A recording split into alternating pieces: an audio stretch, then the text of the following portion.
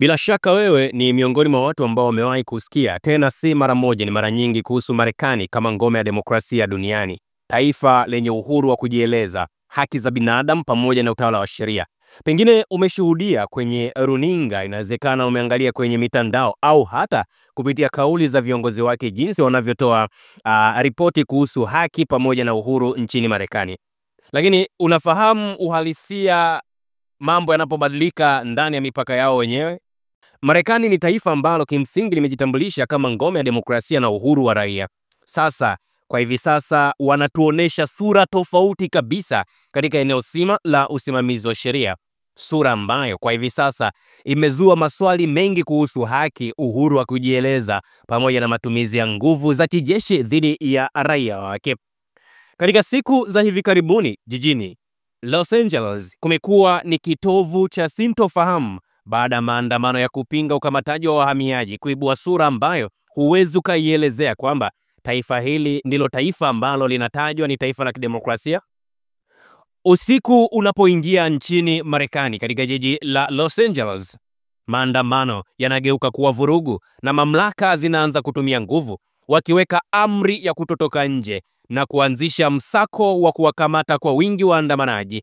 Ni katika mazingira haya ambapo swali linabaki, ni demokrasia gani ambayo inakandamiza sauti za raia kwa silaha pamoja na vitisho? Los Angeles ni mojawapo ya miji mikubwa sana ambayo ina ushawishi mkubwa nchini humo.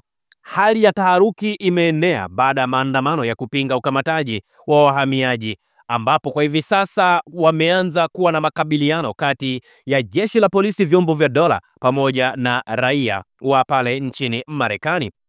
Bila shaka wewe unaanza kupata taswira ya nje ya kile kinachoonyeshwa kwenye televisheni, nje ya kile ambacho kinatangazwa kuihusu Marekani. Kuna maisha mengine kabisa ambayo yapo nje ya Marekani ile ambayo mnaiona. Polisi wa Los Angeles kwa hivi sasa wamefanya shughuli kubwa sana ya kuwakamata kwa wingi sana raia ambao walifanya maandamano nchini Marekani, na wakitangaza amri ya kutotoka nje usiku katikati ya jiji la Los Angeles.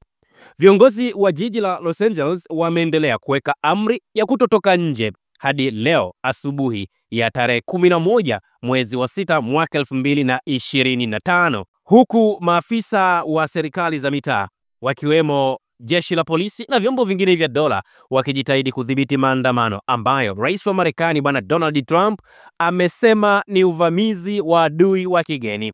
Uharibifu na uporaji vimeacha makovu katikati ya jiji la pili kwa ukubwa Marekani, baada ya maandamano ambayo hapo awali yalikuwa ni maandamano ya amani dhidi ya ukamataji wa wahamiaji, na sasa imebadilika kuwa vurugu za usiku.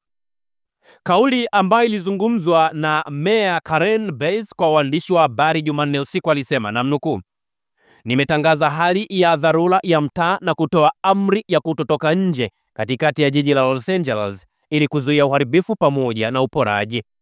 Eneo hili lenye ukubwa wa maili 1 ya mraba sawa na kilomita 2.5 za mraba kati ya zaidi ya maili 500 za mraba za jiji zilipigwa marufuku kuingiliwa kati ya saa 2 usiku hadi saa 12 asubuhi, isipokuwa kwa wakazi, waandishi wa habari pamoja na huduma za dharura, iliongeza sehemu ya taarifa iliyotolewa na Mayor Karen Bass.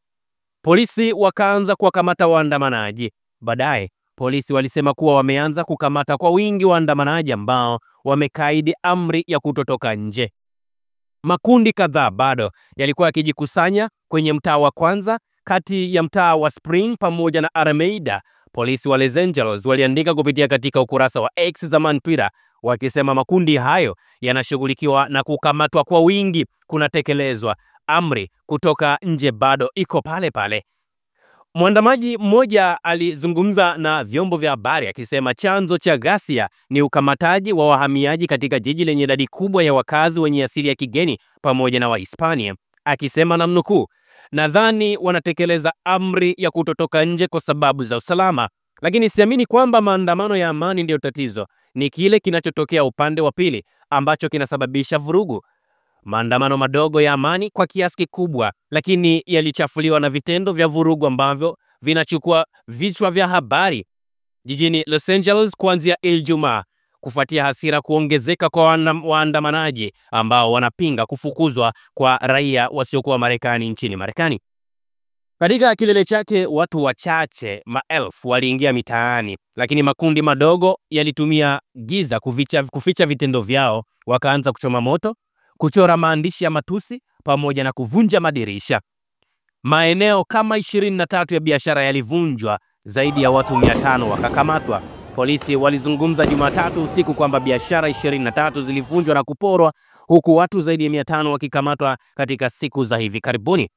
Maandamano pia yameenea katika miji mingine nchini Marekani ikiwemo New York, Atlanta, Chicago, Dallas, Austin pamoja na San Francisco. Lakini cha kushangaza, taifa lenye demokrasia duniani, Rais wa Marekani Bwana Donald Trump amepeleka wanajeshi 4,000 kwa ajili ya kulinda taifa hilo, kupelekwa Los Angeles pamoja na zile marine vehicle au tunasema zile meli za kivita 700 ambazo zina wanajeshi kibao, akisema hatua hii ni muhimu kurejesha udhibiti licha ya maafisa wa usalama wa mitaa kusema kuwa wana uwezo wa kushughulikia jambo hili. Msemaji wa kijeshi akaibuka akasema wanajeshi hao wanatarajiwa kuonekana mitaani kuanzia jana Jumanne, leo Jumatano mpaka jioni leo tunapozungumza tarehe 11. Anasema wajibu wao utakuwa ni kulinda majengo ya serikali kuu na kuwasindikiza maafisa wa serikali katika operations za ukamataji wahamiaji ili kuwapa ulinzi. Pentagon ikasema kwamba zoezi hilo litagharimu walipa kodi wa Marekani takribani dola milioni 134. Picha zikaanza kutolewa. Jeshi la wanamaji zimeonyesha askari ambao walivaa sare za kivita wakifanya mazoezi ya kudhibiti umati katika kituo cha silaha cha wanamaji kinachofahamika kama Seal Beach. Donald Trump anasema lile ni shambulizi la moja kwa moja. Umbali wa maili 24, takribani kilomita 40 kaskazini mwa jiji la Los Angeles, kuliendelea na shughuli kama kawaida. Watalii waliendelea kuzuru eneo la Hollywood Boulevard. Maelfu ya wanafunzi walienda shule na magari yalikusanyika kwenye maeneo ambayo yalilazimika kukusanyika. Lakini katika kambi ya kijeshi kule North Carolina, Trump aliwasilisha picha ya hali mbaya zaidi. Akasema namnukuu, kile mnachoshuhudia huku California ni shambulio la moja kwa moja dhidi ya amani, utulivu wa kijamii na mamlaka ya kitaifa kinachofanywa na waasi wanaopeperusha bendera za mataifa ya kigeni wakilenga kuendeleza uvamizi wa kigeni nchini mwetu. Alizungumza na wanajeshi katika eneo la Fort Bragg. Akasema hatutaruhusu mawakala wa serikali kuu kushambuliwa wala hatutaruhusu jiji la Marekani kuvamiwa na kuchukuliwa na adui wa kigeni. Akaja Governor wa Newsom anayefahamika kama Governor Newsom, ambaye yeye ni governor wa jimbo la California, ambaye yeye ni mdemokratiki na amekuwa akipingana mara kwa mara na bwana Donald Trump. Akasema hatua ya Trump kuingiza wanajeshi ni hatua ya kidikteta, sio hatua ya kiraisi. Akisema kuwatuma wapiganaji waliopata mafunzo ya kivita mitaani ni jambo lisilo na mfano na linatishia msingi wa demokrasia yetu. Katika ombi ambalo aliwakilisha mahakama kuu ya wilaya ya kaskazini mwa California, Newsom alitaka zuio dhidi ya matumizi ya wanajeshi kama vikosi vya polisi, akitaka wapewe kazi ya kulinda tu majengo ya serikali kuu. Judge Charles Breyer yeye alipanga kikao cha kusikiliza ombi hilo ambalo linawatuhumu Donald Trump pamoja na waziri wa ulinzi Peter Hegseth kwa kuvunja katiba ya Marekani siku ya Alhamis, ambapo inatarajiwa kuwa ni tarehe 12. Hatua ya Trump kutumia jeshi ni nadra sana kwa rais wa Marekani, alisema Rachel Van Landgram, profesa wa sheria katika chuo cha sheria cha Southwestern, ambaye pia ni luteni kanali mstaafu wa jeshi la anga la Marekani. Sheria ya Marekani kwa kiasi kikubwa inaruhusu matumizi ya jeshi kwa kazi za kipolisi isipokuwa kutangazwa hali ya uasi, jambo ambalo bwana Donald Trump alikaribia kulitamka. Trump anajaribu kutumia tamko la dharura kuhalalisha kuleta kwanza walinzi wa taifa kisha Marine, alisema Profesa Frank Bowman wa chuo kikuu cha pale Missouri. Kwa hiyo taifa hili ambalo limekuwa likijinasibu ni taifa la demokrasia ndilo ambalo kwa hivi sasa tunashuhudia kukiwa na maandamano makubwa sana katika taifa hilo, kwa sababu rais wa Marekani bwana Donald Trump alitangaza kwamba raia wote wa kigeni ambao wanaishi nchini Marekani ni lazima waondoke warudi majumbani mwao.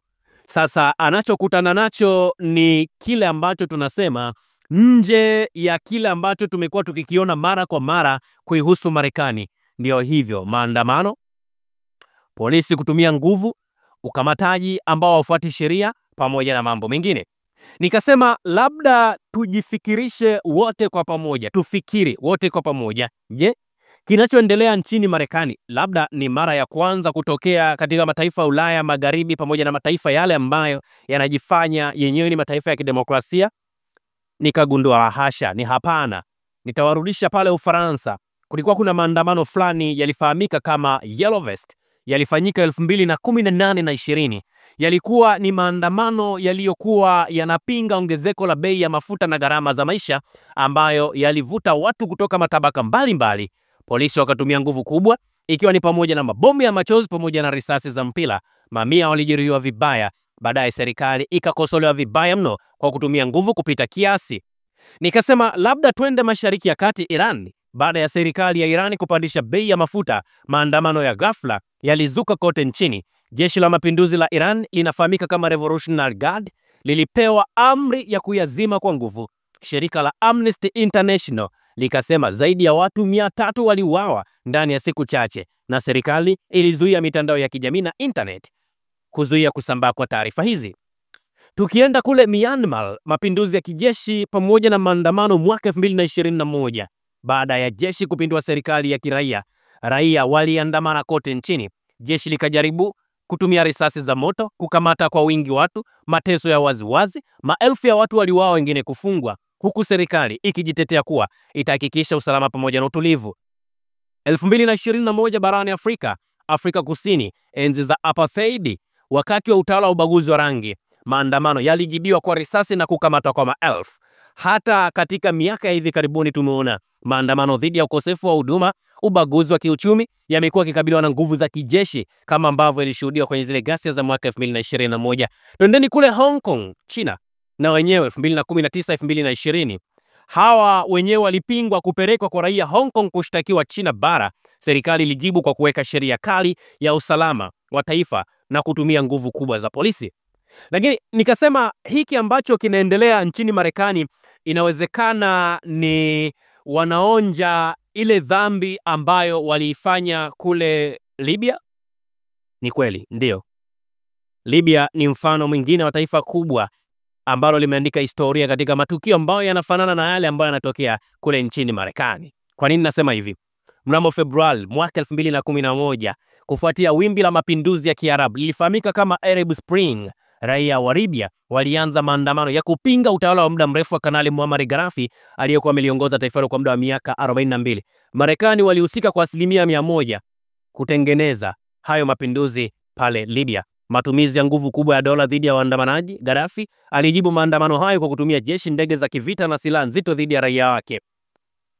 Lakini maandamano ya kwanza yalianza kama amani. Maandamano ya Libya ni kama yale ya pale Los Angeles. Yalianza kama amani, yakilenga mabadiliko ya kisiasa, ukandamizaji wa haki za binadamu, uhuru wa raia, lakini yalipokumbana na ukatili wa dola yakageuka kuwa ni mapambano ya wazi kati ya jeshi pamoja na wananchi ambao wanaandamana. Lakini kama ambavyo wapinzani wa hatua za Trump wanahoji uhalali wa kupeleka wanajeshi mitaani, hivi ndivyo ambavyo raia wa kule Libya nao walidai Gaddafi alikosa uhalali wa kuendelea kuongoza kupitia mapavu.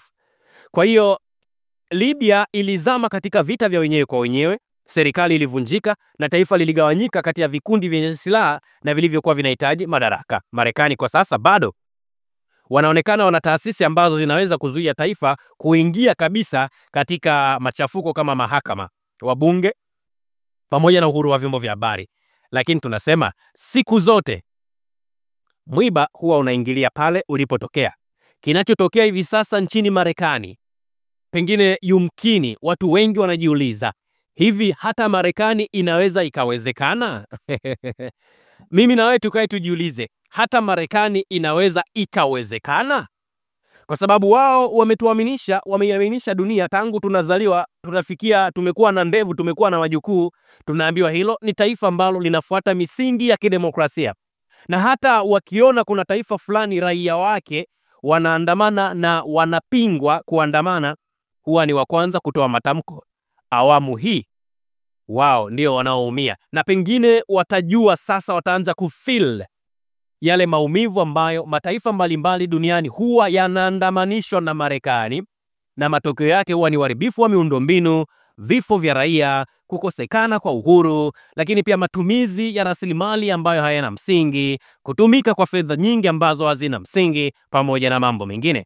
Tunalifuatilia hili kwa kina sana ili tuwaone hao ndugu zetu wazee wa demokrasia yao itawaongoza vipi. Usisahau kusubscribe, like na kubonyeza alama ya kengele. Asante.